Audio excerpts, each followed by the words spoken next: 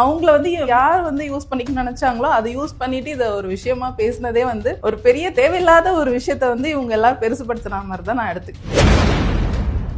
எல்லாத்துலயும் மேடை ஏத்துங்க, எனக்கு நீங்க அழைப்பு கொடுங்க, என்ன நீங்க எல்லா இடத்துக்கும் கூப்பிடுங்க அப்படின்னு நினைக்கிறதே ரொம்ப பெரிய ஆச்சரியமா இருக்கு. எப்படி இப்படி நினைக்க முடியுது ஒருத்தராலன்னு சொல்லிட்டு. இது காது குத்து விழாவோ சொந்தக்காரங்களோட கல்யாண விழாவோ எல்லாம் இல்லை. நம்ம வந்து பேர் போடணும், என்ன கூப்பிடணும் அப்படின்னு கோச்சிக்கிற மாதிரி இருக்கு. இது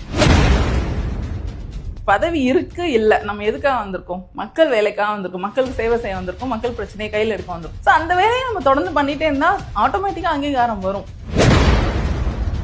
வந்து ஒரு ஹேஷ்டாக் கிரியேட் பண்ணிருக்காங்க, விஜய் ஆர் அஜித் அப்படின்னு சொல்லி. அவங்க அஜித்துக்கு சப்போர்ட்டிங்கா சில வேர்டிங்ஸ்ல போட்டிருக்காங்க. திமுக இணைஞ்சதுக்கு அப்புறம் விஜயை விமர்சிக்க அஜித்துங்கிற ஒரு ஆயுதத்தை எடுக்கிறாங்களா? இவன் யாரோ ஒருத்தன் வருவான்னு நினைச்சு கூட பார்க்கலையே, ஒருத்தன் வந்துட்டானே, இனி நம்மளை தட்டி கேட்கவே யாரும் இல்ல அப்படின்னு ஒரு மிதப்புல இருந்தாங்க தெரியுமா, ஒரு ஆணவத்துல இருந்தாங்க தெரியுமா.